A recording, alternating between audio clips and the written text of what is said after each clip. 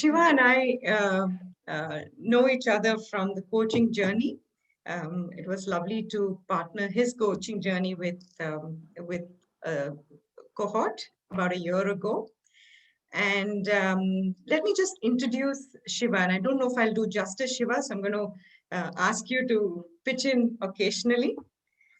So Shiva teaches creativity and innovation at IIT for young students.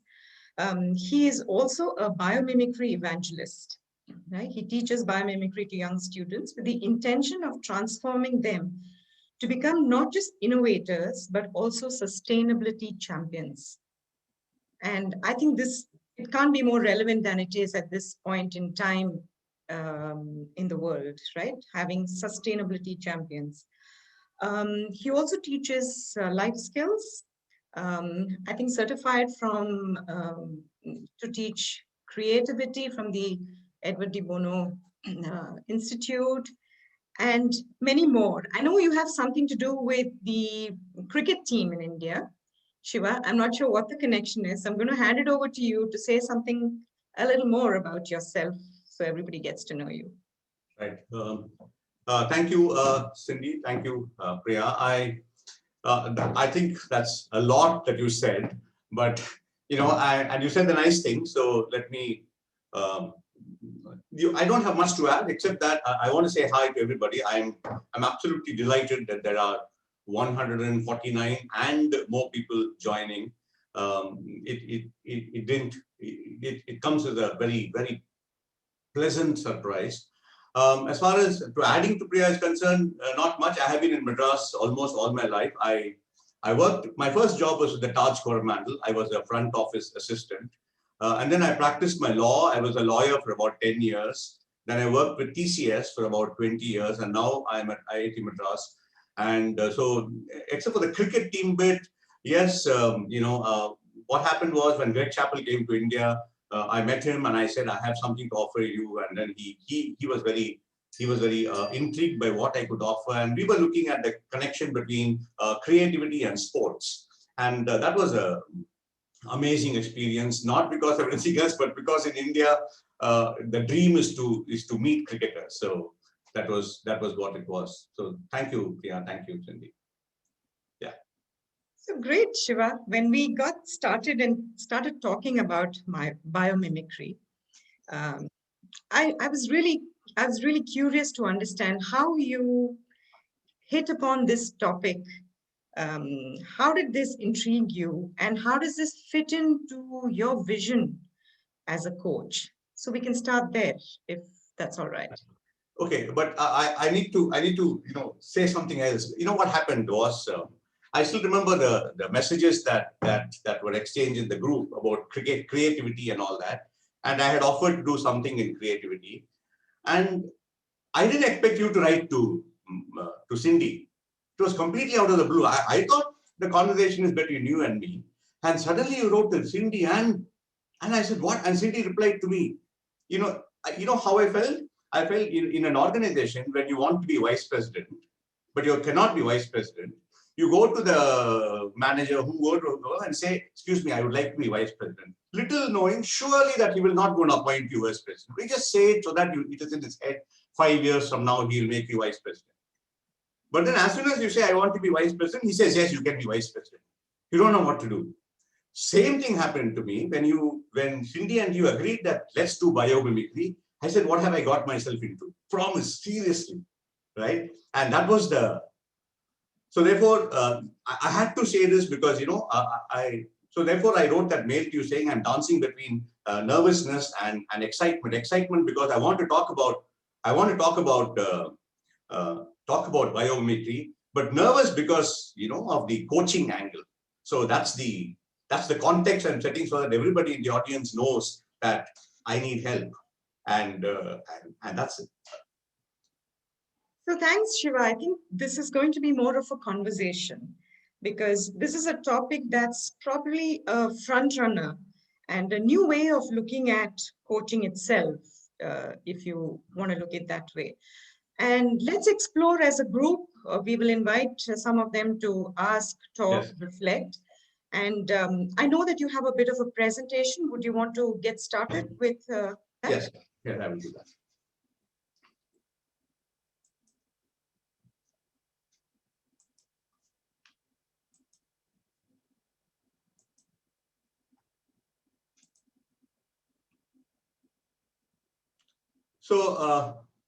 So you asked me, about this journey, and normally one doesn't speak too much about the first slide because the first slide is just an introductory slide. But the more and more I look at this slide, I say I need to speak about it because that's exactly, I think, what we can all do today, right? Visualize. Because when I say visualize, I don't see too many things in front of me, but I know it's there. And so I don't see, I'm not absolutely certain what is the absolute new way is for coaching and biomimicry, but I know it is there.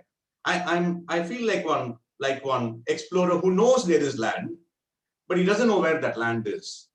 And I'm happy that there are people like you and Cindy who will all of us together explore that. So I like that word visualizing. I'm glad I put that. So that's what I want to say in the beginning. But the next one, what I have done is I have divided this presentation into three parts. One is what is biomimicry. The second is the application of biomimicry. And the third is, of course, biomimicry and coaching. The journey for me started about 7 or 8 months ago when I tried to learn systems thinking. And I was very interested in systems thinking, but somehow or the other systems thinking led me to biomimicry. And I couldn't take my eyes off that. I said, wow, this is something I have to do. And then I went to two of my colleagues in IIT Madras. I told them we need to teach it in the institute. And then we went and got the Senate's approval and we started teaching it. We just finished our first program. But whenever I taught it from the view of teaching students biomimicry till the time I met you and Cindy and said, maybe there's a connection to coaching. So that's the context. So this is my first slide. How can we fit on Earth as elegantly, fit on Earth? So I think the word here is fit in. And I was reading about this slide and there seems to be the word aspiration over here, right? So there seems to be the word aspiration saying biomimicry is very aspirational. In the sense, we know there is the truth there, but we don't know what it is yet. And can all of us together try and find out what is the strategy nature employs? What is it about nature that is so beautiful? Why is it? And for me, the most intriguing question, Priya, is why is it that we have to try to fit in?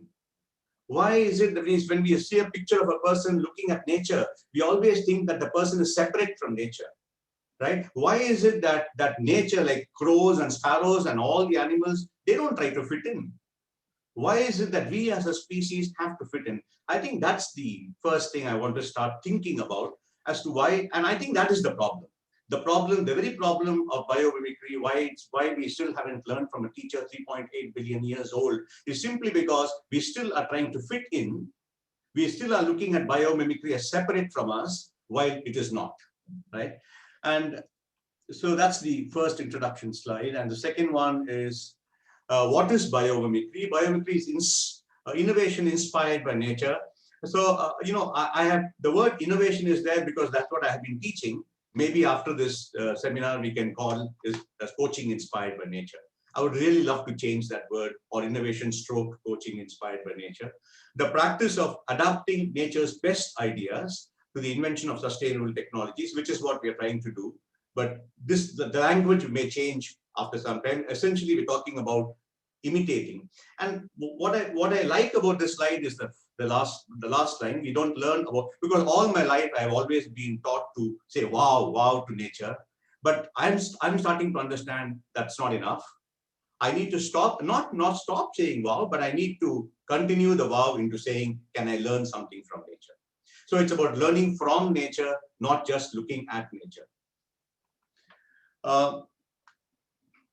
Now, this is where I'm getting into trouble. Conscious emulation of life's genius. I know you asked me this question. What is the meaning of conscious emulation? I'm going to look at the emulation, and I would like you to interpret the conscious. Emulation, of course, is emulation from living things. And for instance, I walk into a forest. I look at a lotus leaf, and everything around me is dirty, muddy, and all that, except the lotus leaf. And I look at the lotus leaf and my curiosity is aroused. I say, why is it that the lotus leaf is the only thing that's not dirty? And then I look at the lotus leaf a little more closely and I find it's got these small microstructures. And when the water falls on the lotus leaf, the water along with the dirt gets washed off. And therefore the lotus leaf remains clean.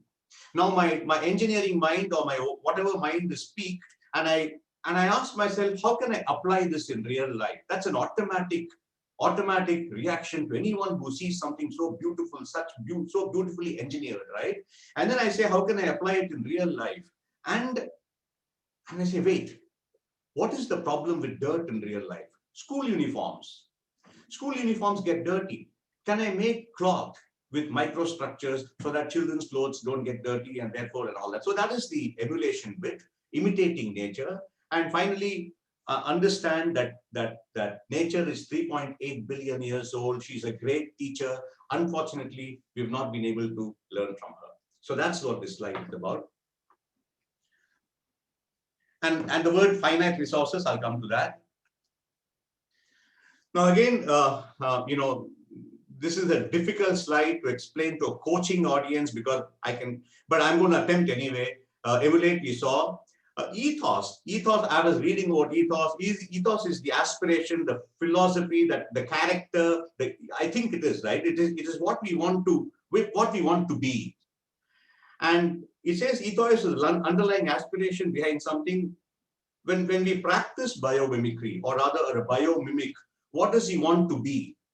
He wants to be creating conditions conducive to life. We don't want to destroy anything while we create something. And as we go further into this presentation, we'll notice that nature has 10 design principles, and these design principles are constructed in such a way that none of those principles will help nature destroy life. And finally, reconnect is what I'm trying to do, Priya, is by helping everyone connect, because all of us are biomimics in some way or the other, right? If you come to IIT Madras, you'll find all the professors doing something around biomimicry. But there must be someone who connects everybody together, and that's what I'm attempting to do. And so, Shiva, may I request you to just go back to the previous slide? Yeah. So this point around ethos, right? The next.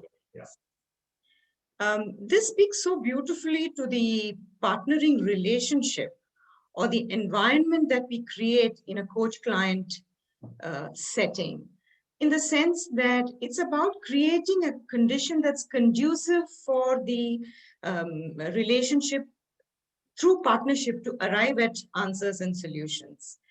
And some of the ingredients would be psychological safety, unconditional positive regard, creating that space that's conducive for the life, as in this relationship, to flourish, where the client can be themselves and find their answers. So somewhere it just connected to the partnership in a coach-client relationship. Okay. So, we discussed a lot about this slide. Of course, this is about saying that the Earth's. So now, the only thing I can think of, and I think it'd be nice to hear from you and Cindy, the coaching context. I will talk about from the innovation context. This slide is important for me when I teach biomimicry, is because it helps me understand and revalidate one thing I've always believed about creativity, which is that creativity flourishes under conditions of constraint or restraint. And many people have asked me, doesn't creativity require lots and lots of freedom? I say no. The more and more rules there are, the more and more restraint there is, the better and better creativity is. So one of the principles of creativity is to say, for instance, sport, right? Sport is full of rules. If you didn't have rules in sports, you wouldn't enjoy the sport. So how does the footballer manage to stay within the rules, at the same time not make it boring, and create new ways of batting, new ways of footballing, new ways of kicking the ball into the goal, etc.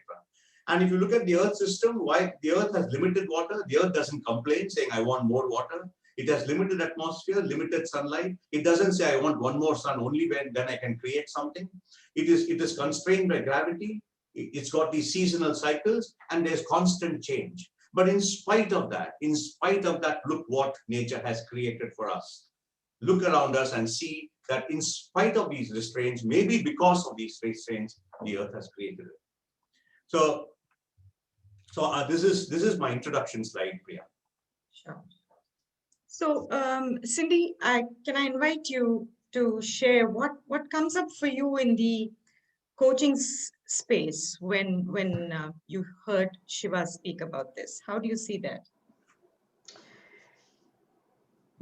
I'm still reflecting on Shiva's the opening statement when he talks about fitting in. Why do we try so hard to fit in? When we are there and we coexisting, right? And I think also, Priya, I want to invite everyone else to share their examples of how they're noticing or what in their space is linking to biomimicry, meaning our attachment to nature and how we see the ease of a flow between nature and people. Examples of that you notice around you. And if you allow me, I'd like to talk about one particular example that has left a huge impact on me recently. And I'm not sure whether some of you on this call have seen this movie, My Octopus Teacher, on Netflix.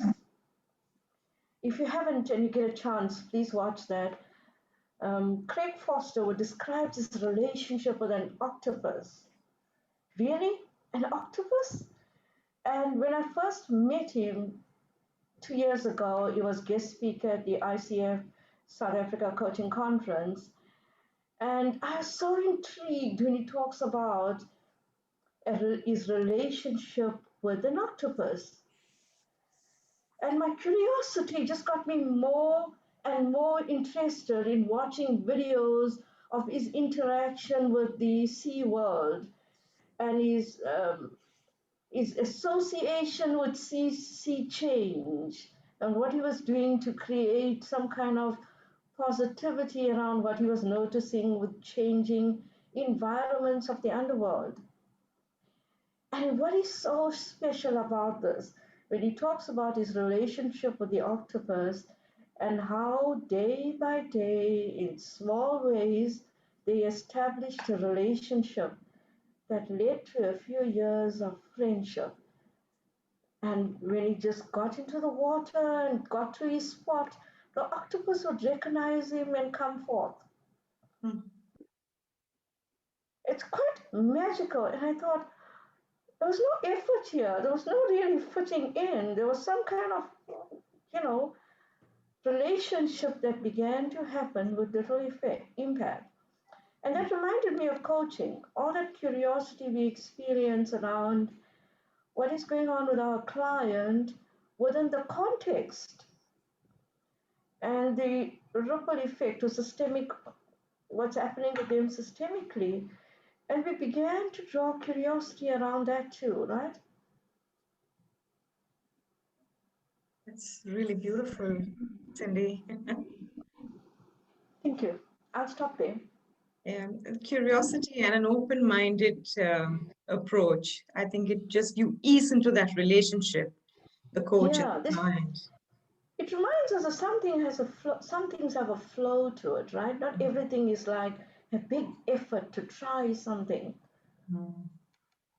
That's beautiful. And we are also seeing some lovely sharing around how they see the cycles, ebbs, flows of nature, go to everything. Same to coaching relationship. Yeah. So Shiva, with this in place, how does it actually work, this concept of biomimicry? How does it really work?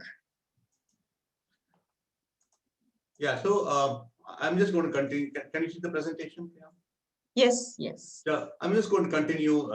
So this was the second part of our dialogue, and so what do we, it's nice what we are doing, because I'm talking completely about the biomimicry angle, and you and Cindy and the audience is pitching in with the coaching angle, and I think that's what is making this very satisfying for me.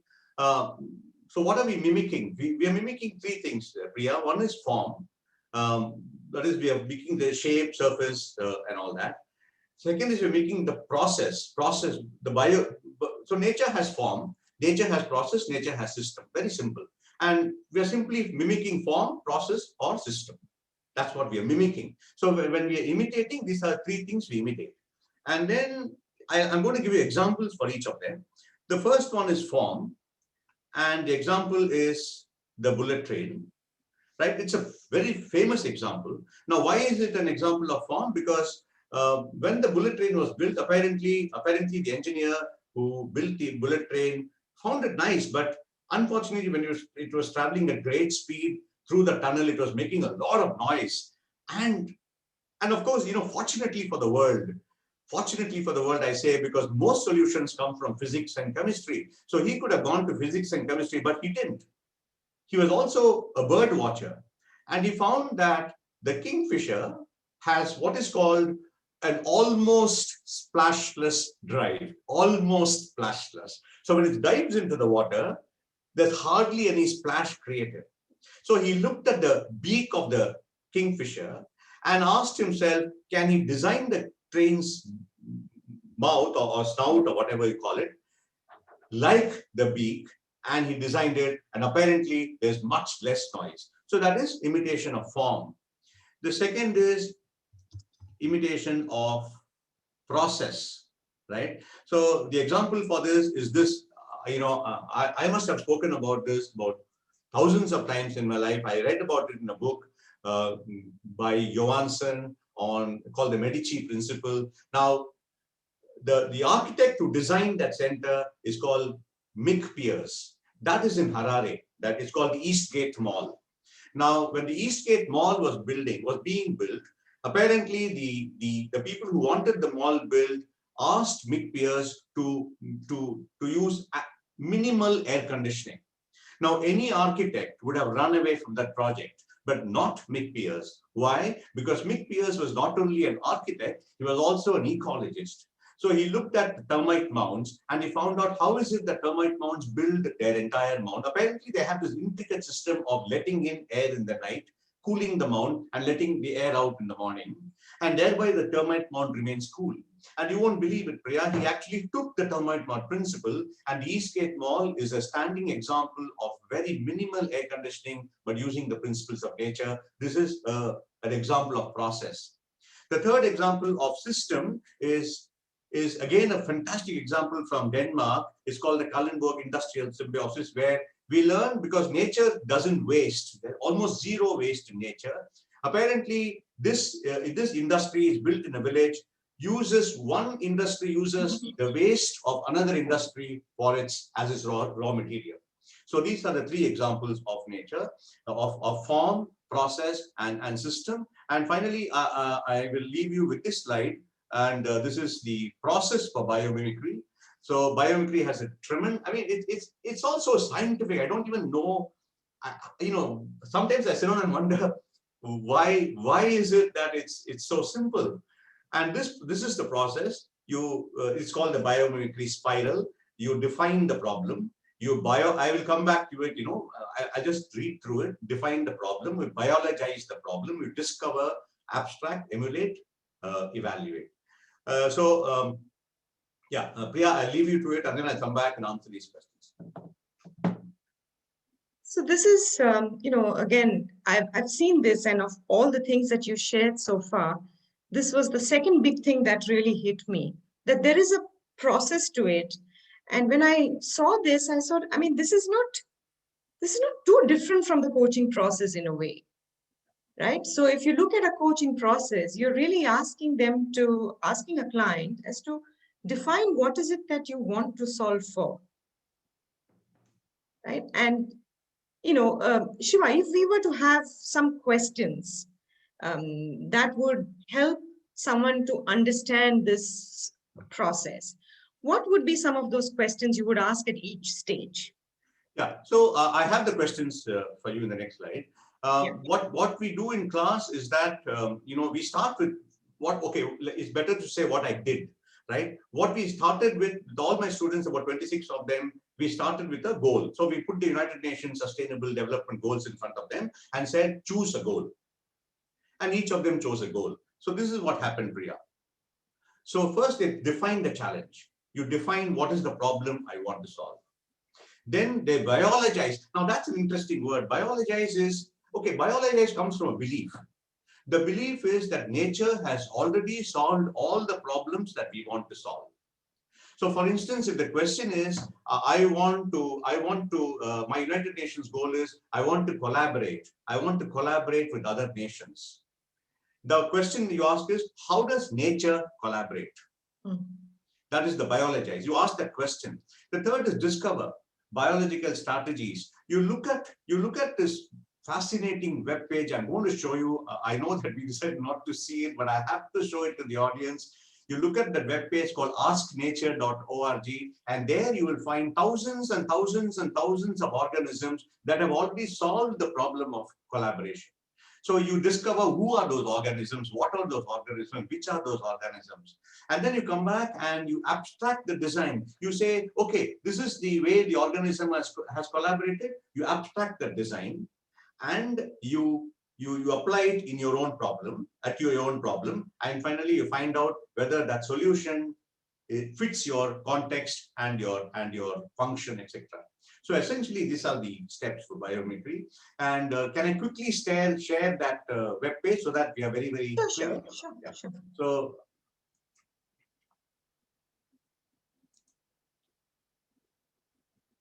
So this is the web page I'm talking about. I wanted to show it to the audience, and this is called this is why I think Janine Benyus and Biomimicry have done so much of a benefit to the world.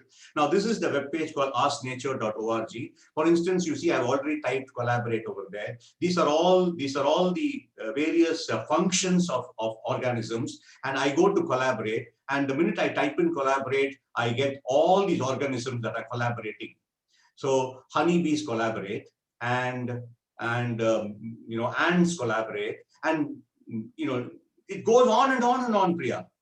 And all I have to do, once I put the question to nature, how does nature do this? Then I go to this website, I pick up the strategies of nature. For instance, just for fun, let's look at this. The entire strategy is outlined here, okay?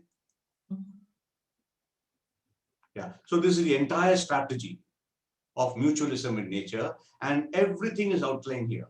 Then I look at this whole thing and I extract the principles that nature has used and I bring it to the real world.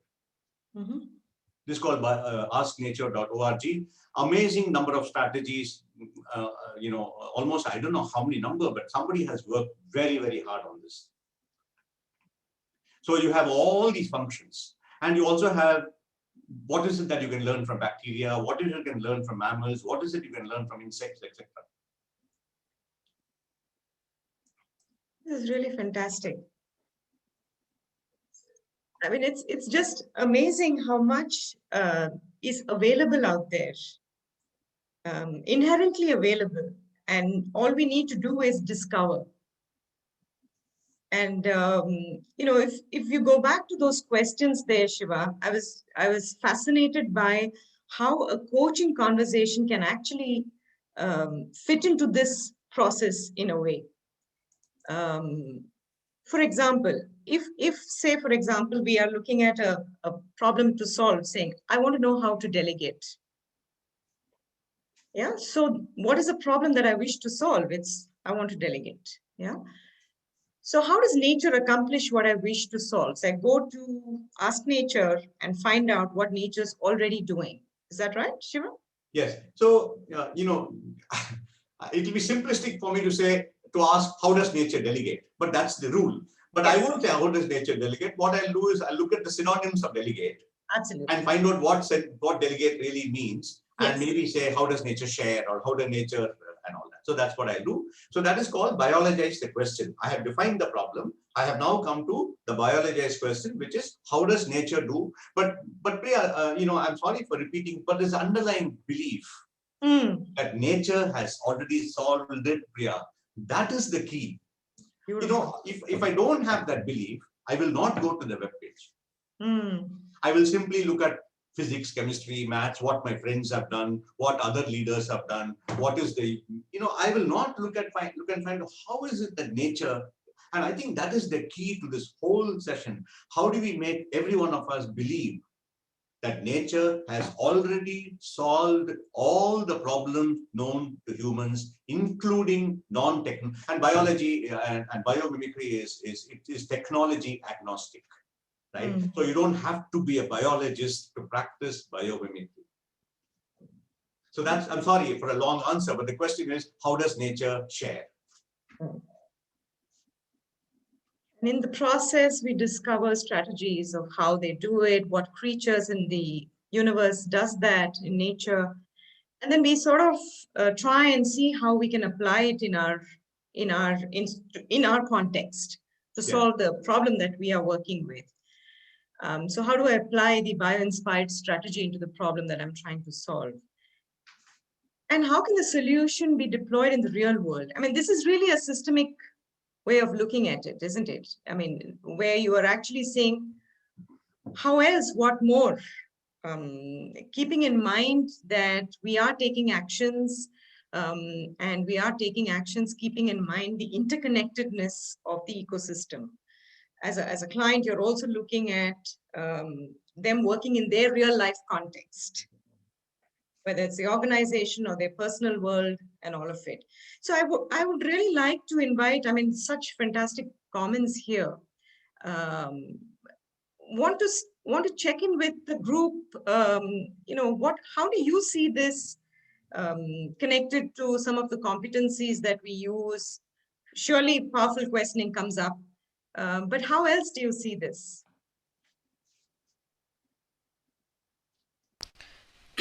I think maybe also while the group is typing, I'll raise this point. I think for me it's raising the question how to better use the resources of nature in a more organic way. Mm-hmm. When Shiva spoke about that building in Zimbabwe, where more plants was used into the building.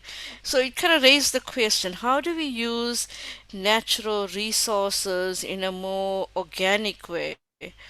Um, Instead of picking and choosing when we and containing natural resources. For example, I'll contain a river so that I get the best view, or I'll redirect a source of water so my building can view the source of water. That only suits me, whereas a larger community would have benefited from all of it. So I guess it raises for me a question around resources. Hmm. So would we say then, Cindy, how do we help the client to connect to their own inner resources, inherent? Absolutely right. Yeah. And of course this topic is helping us think deeper, reflect on, connect dots for ourselves. Which is what I kind of love to encourage. When talking about resources, it's not just a once-off question. Who can help you, or what resource do you need? It's like a more holistic exploration of resources around you, and that takes time, right, to connect some dots, and it doesn't just the answers just don't show up. Mm, mm. I think you also bring up something really important here, Cindy. I think when we design, for example, we design our actions, um, how much of the ecosystem do we keep in mind? Hmm. So sometimes we dip into the resources that we already have. Sometimes we need to draw from what's around us. Keeping in mind Absolutely. that, yeah, that's a beautiful thought. Absolutely right. That's lovely. Yeah. Yeah, it's so. I think I'm not sure whether I shared this with Siva. Part of me tells me that I did. I once had a client who was consistently speaking about the low energy levels, and I asked, something around what in your natural environment would help you create a space where you can draw on from more energy, or something like that. I don't exactly remember the context, the actual words I said. And there was a lot of thinking and reflecting, and the client suddenly said, I used to watch the sunrise, and I used to feel so energized by that. And it's about 20 years now since I've done that. So it was something I did for a long time and I stopped. Perhaps I should start that again. And what a difference it made, to him over time to reconnect to something that he was doing that was more natural. It was there in the environment, Mm. a resource that was organic for that client. Thanks for sharing that session. I mean, the example from a coaching session that you've had, Cindy, makes it quite real what we are talking, right? Yeah, Well, absolutely. what do you have to offer, Shiva, at this point in time in terms of sustainable um, dipping into nature? What's coming up for you? Me, sorry. Yeah. Yeah, I got, yeah, you. I I got completely engrossed in the topic. I thought, okay, what is the question? Sorry. Yeah. No, I was just wondering what's coming up for you when, as you're hearing this. Clearly, you were deeply immersed in it. Yeah. So, no, no, you're asking me about the sustainability angle, right? Yeah. Yeah. So, it's very funny that you asked that question because when I started teaching biomimicry, Priya, I never wanted to teach sustainability. I didn't even know that word. Hmm. But then when I went through the entire program, 13-week program, at the end of 13 weeks, you won't believe it, every one of my students has come out with a solution which is sustainable by nature. So somehow the process of biomimicry leads you to sustainability, I think. And which is what one of the dreams I have is to create more and more biomimics, which means it serves several purposes. You not only learn about nature, you also can use that learning. And third, I'm not sure with any of my students or me ever again will even think. I don't promise because it'd be stupid to promise that, but I'm going to think very, very deeply before I start to harm nature. So I think that is what resulted in my wanting to champion sustainability. It was never the intention, but it just turned out that it happened. Shiva, I gotta say this. It seems like this topic is already in you. I feel like it's so embedded in you because when you speak, nothing around you sounds like an expert, but it sounds more like a learned process, where you're just talking quite real and as if it's been there for quite some time. Yeah, okay, maybe because I was talking to my students today, and I said, biomimicry has helped me find my purpose because my life has been little empty up to now, and whatever I have tried in my life has not really, I haven't really found. I've never made this audience possible before in my life, but today I really wanted to make it. So thank you for that. Yeah, it sounds like you're holding all what you know in the background, and what comes forward is a very easy, lovely way to engage with you on Okay, this topic. thank you. Yeah. So let's go Go ahead. on, Shiva. Go on. Should we go to the next portion of Sure. what you? Sure. So from there, I want to take you to, this is again something I don't know. There's so much of surprise in store. I thought once I finished making the spiral, I thought that's it, right? But then biology doesn't stop surprising you. It says, wait, wait, wait, Shiva, I have something more to tell you. And there is this beautiful, and there is this thing called nature's unifying patterns. That is the principles that nature uses in order to design. Right? There are 10 of them, but I know that because of the time constraint, we said only we said we will discuss 3, right? But these 10 principles, and I will send it by email or something like that, so the whole audience can see all the 10. And so why don't I just show the 10 very quickly, Priya? Can I? Sure, please go on. Please. Okay. So so if I go to that great website that's been created by the Biomimicry Institute called the Biomimicry. So this is the biomimicry.org website. So if any of you want to do this, go to the Biomimicry.org website, go to the toolbox, and there you will find nature's unifying patterns. These are the 10 design principles of nature. These are the 10 design principles of nature. These are the 10 design principles. Nature uses only the energy it needs and relies on freely available energy. Nature recycles all materials. Nature is resilient to disturbances. Nature, and these are all the principles. Nature tends to optimize. Nature provides mutual benefits. Look at that, right? And nature runs on information. Sorry, what happened? Yeah, so nature runs on, you can see it, no? Yes. Yes. Yeah, so these are the 10 design principles. And so, you know, in your leisure, whenever you are free, you can go to each of this. You go to each principle, it take you to how nature does this. So I'm coming back to the presentation. And so here, what we did was, Priya and I said we will use 3 just for today's audience. So Shiva, there's a question as to where this listing can be found. Biomimicry.org. Do you want to just type that in, Shiva? Yes. No, Are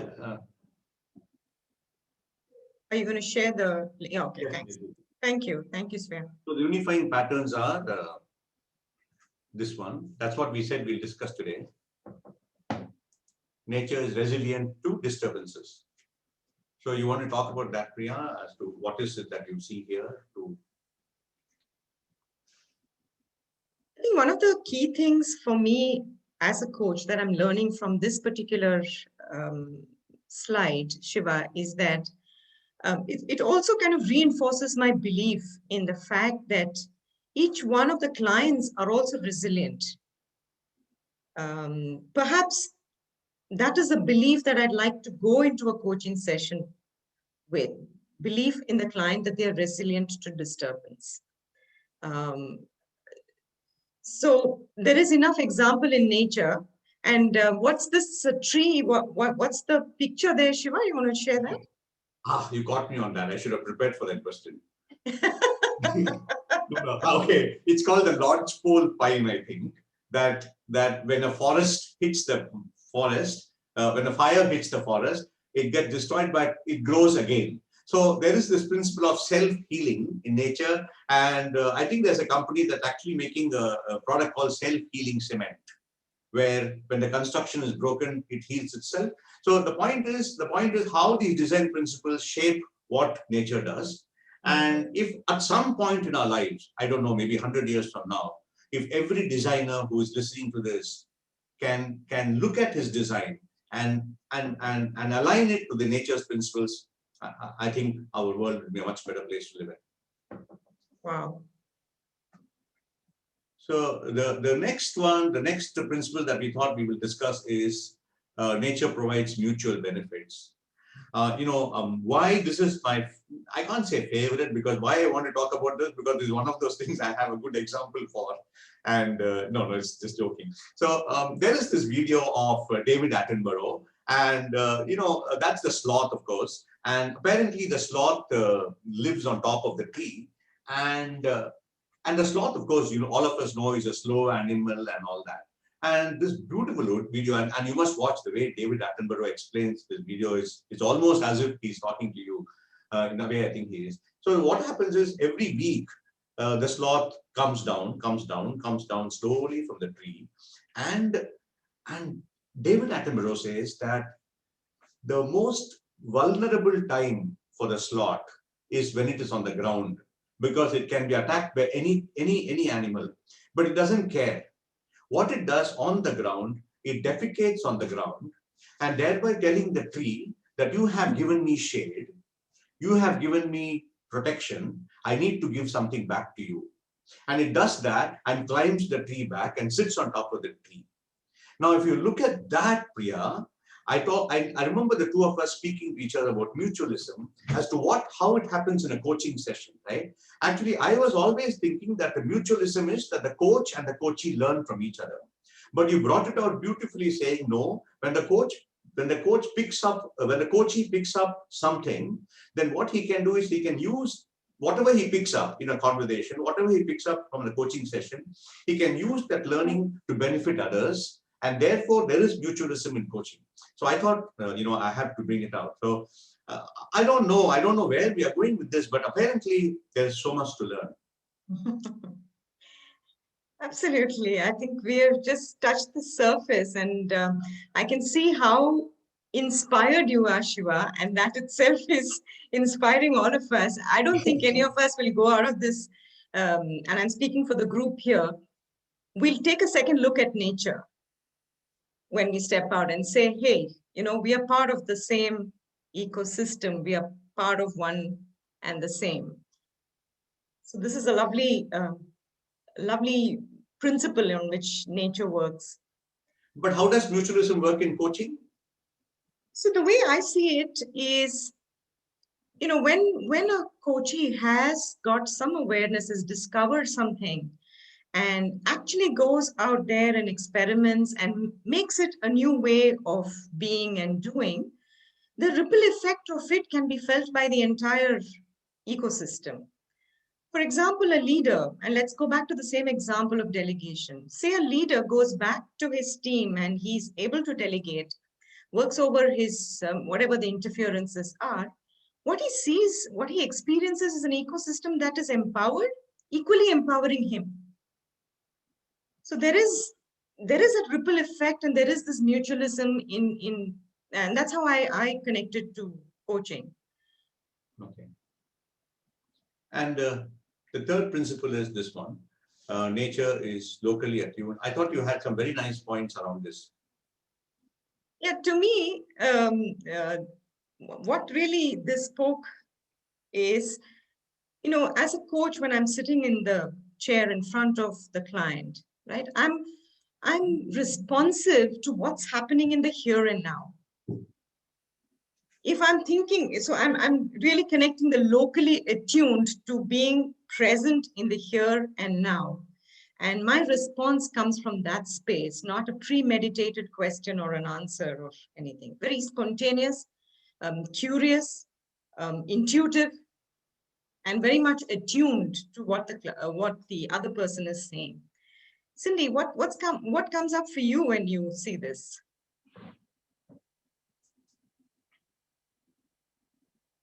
Cindy, you're on mute. Definitely, I have quite a few thoughts around nature is locally attuned and responsive. You get so many coaches or clients or even people generally will share examples of, for example, when they took a break and they sit outside or take a walk on the beach. You'll hear the benefits of them talking, or some people doing some gardening, planting something, or taking a walk in the forest or something. There's this there's this connection they feel. And this connection to humanness or humankind seems like it's been there forever. It captures wisdom of nature and draws it or brings it into human beings, or the other way around too. This mutual benefits, it seems like it's always been there, right?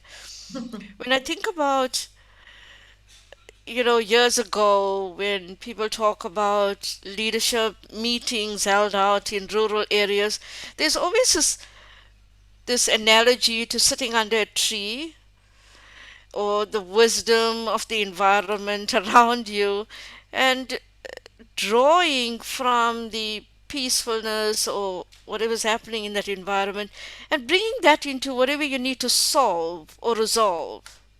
Mm, mm. So I guess it's there, right? Or we all are attuned to nature in some way or the other. And perhaps what this webinar is doing is giving us like a spotlight to really start looking at things. I feel like I've got a light and I want to put it on And many things and explore and kind of attune to it more. Very nice. So I also want to do this, or say this, Shiva and Priya, that we have the last few minutes to go. Mhm. How much more do we have to cover so that we can know whether we have to ask people to stay on 5 minutes more or we can complete in time? So there's not much more. This is what we planned, Cindy. So there's nothing, Okay. we're going straight to that question. And finally, I couldn't have done this presentation without showing Janine Benyus' picture and the book that she wrote and how she started this brilliant movement. And finally, of course, I have this slide, which is what people asked, what the two websites that I use. It's called the biomimicry.org and asknature.org. And my final slide is, of course, the thank you slide. So, in a way, I have finished my presentation. I suppose this is what is the question that we can leave open to the audience. But that's what it is, Cindy. So, if I can stop share, maybe you can start to ask the audience. Can I do that? Yeah, I would like to invite one or two questions, and I think you have a minute or two to answer them, Shiva. So if anybody got a question, can you show the book again? Somebody wants to see the book again, please, Shiva. Yeah. And any questions? We can take one or two questions now, and the rest, perhaps, I'd love to invite you to write a blog post or something on it, and we'll send it out to our coaching community. So may I invite you to also, write a blog post? Sure. Yeah. Yes, of course. I'm very inspired. I have to right now. Oh yeah, wonderful. You have to say this while I'll keep an eye out for questions coming in. And of course, I'm going to hand over back to Priya to do whatever she needs to complete. But what I do want to say is an immense gratitude and appreciation for you raising this topic and giving us a space where we can expand our own thinking. And of course, doing, being will follow, right? But we got the space to do some expansion, some exploring. And I hope next year, at some point, we invite you back to see how we can further that thinking. We've opened the topic, we'd like to explore it and go deeper. Sure. Thank you, Siva. Yeah. Priya? Priya, you're muted. Muted. Right. Do we have any questions, Cindy? No, I think there was one, but I'm going to keep that for a blog post. I'll copy the Right. questions and send it through, and Siva can answer that. All right. So then I think there's just been tremendous outpouring of thoughts and sharing and reflection. Shiva, you've really kickstarted some great thinking here and expansive way of looking. And the one thing that I'm taking away from this entire thing is reaffirming the fact that we are part of our ecosystem. We create the ecosystem, and the ecosystem also creates us. So deep respect for what is happening around us and nature as a coach. Thank you so much, Shiva, I know this is a huge topic and you've brought it all together for the coaching community. Thank you so much for being here, and wishing the audience and all of you a very Merry Christmas and a fantastic 2021. Thank you for being here. Thank you. What do you want to say to complete, Shiva?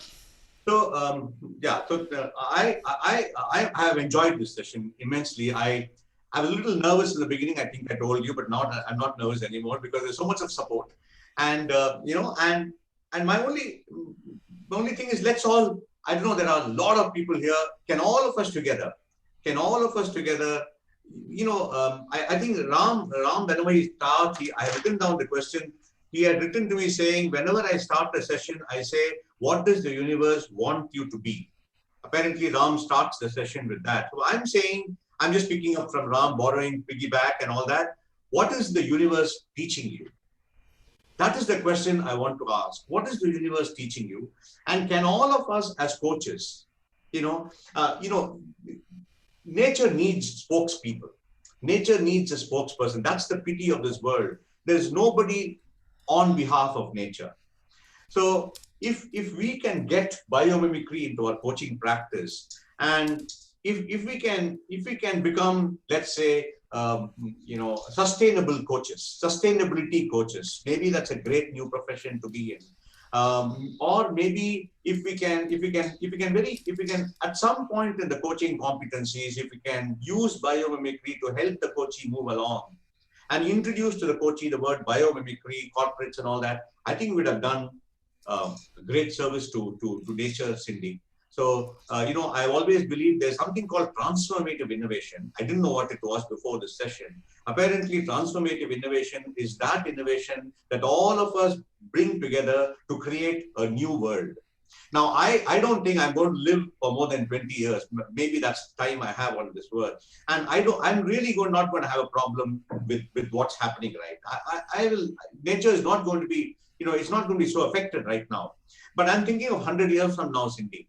100 years from now, how long can I keep on this air conditioner in my room? There has to be an alternative to the air conditioner, right? And which is why the termite mound principle was important. So can we all together look for alternatives? Can we all together say that nature is a teacher, and who else to trust but a 3.8 billion year old teacher? So that's the message I thought I would part with. Yeah, I love the way in which you raise that. All right. Thank you for this opportunity, Cindy and Priya. It could not have happened without the two of you and your support. You actually know the pleasure belongs to all of us, right?